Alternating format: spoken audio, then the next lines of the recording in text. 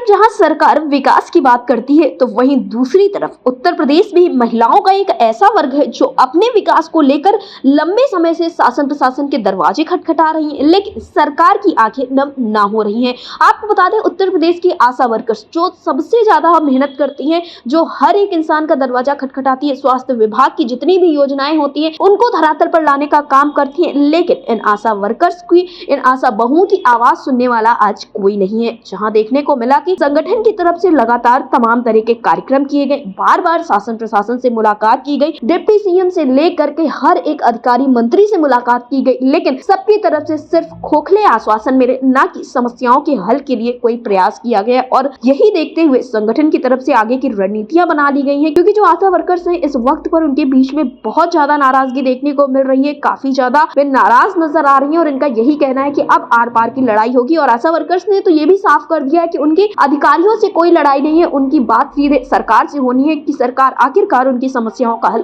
क्यों नहीं कर रही है। फिलहाल इन कार्यक्रमों की लड़ियां आपको 19 नवंबर से ही देखने को मिलेंगी। कल से आपको देखने को मिलेगा कि किस तरह से ये आशा वर्कर्स उतरने वाली हैं और अपनी आवाज को बुलंद करने वाली है। इन सारी चीजों के बीच में अब देखना ये होगा कि आखिरकार सरकार कैसी इनकी बातों को सुनती है। फिलहाल इस विषय पर ज्यादा जानकारी देते हुए और कल से किस तरह के कार्यक्रम होंगे इस विषय पर बताते हुए संगठन की पदाधिकारी सीमा ने क्या कुछ कहा है, आप भी सुनिए। सीमा जी, आपका हमारे चैनल अटल टीवी पे बहुत बहुत स्वागत है। धन्यवाद।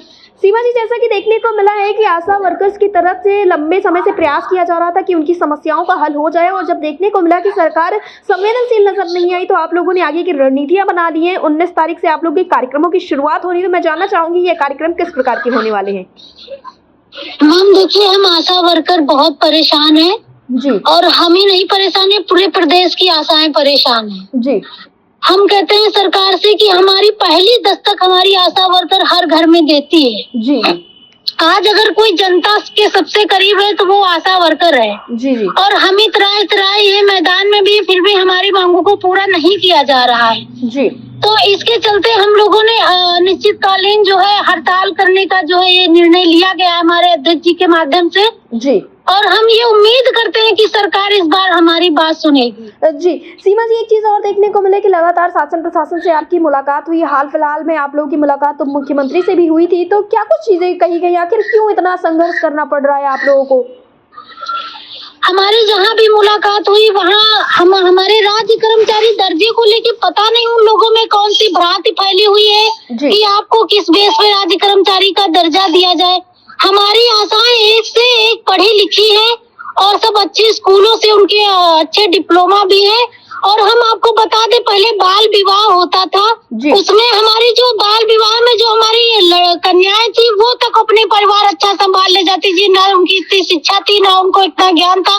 उनके बच्चे आज पढ़ लिखे मंत्री, एमपी, एमएलए और जो है IAS PCS बने हैं। और अब तो हम सब शिक्षित हैं, उनको तभी हमें राज्य कर्मचारी का दर्जा कोई कहीं नाम ही नहीं लेते हैं कि उनको घर से देना पड़ेगा कि कहाँ से देना पड़ेगा। देखिए, भारत सक्षम है, नाली, खड़ंजा, रोड, ओवर ब्रिज, पुल, ये देश का विकास है, हमें हमारा अपना विकास चाहिए, इसलिए हमें राज्य कर्मचारी का दर्जा होती। जी, यानी कि आप लोग अपने विकास के लिए 19 तारीख से मैदान में उतर रही। मैंने आप लोगों का एक प्रोटोकॉल देखा था जिसमें देखने को मिला कि 19 तारीख से आप लोगों के कार्यक्रम शुरू होने वाले हैं और हम लोग पूरे जोर शोर से मैदान में उतरेंगे और हमारे पूरे प्रदेश की आशाएं हमारे साथ हैं।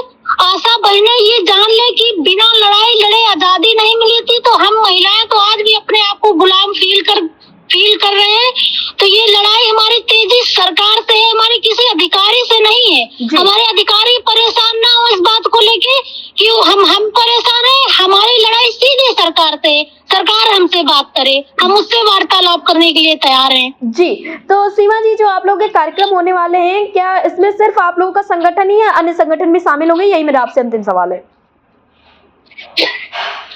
मैम देखिए, हमारी संगठन के जितने लोग हैं, जितने पदाधिकारी हैं, वो सब शामिल होंगे जी। और हम सब पूरे जोर से जाएंगे। हमारी आशाएं बहनें इस बार जो है बहुत ही क्रोधित हैं जी। और हमें डर है कि कहीं ऐसा ना हो कि कुछ ऐसी घटनाएं घट जाए हमारे लखनऊ में जिससे कि चीजें खराब हो जाएं, कोई भगदड़ मच जाए या कुछ भी हो। तो इसलिए सरकार इस कार्य को जल्द से जल्द पूरा करे और हमें राज्य कर्मचारी का दर्जा दे। जी। सीमा जी, अटल टीवी से जुड़ने के लिए धन्यवाद। Thank you ma'am.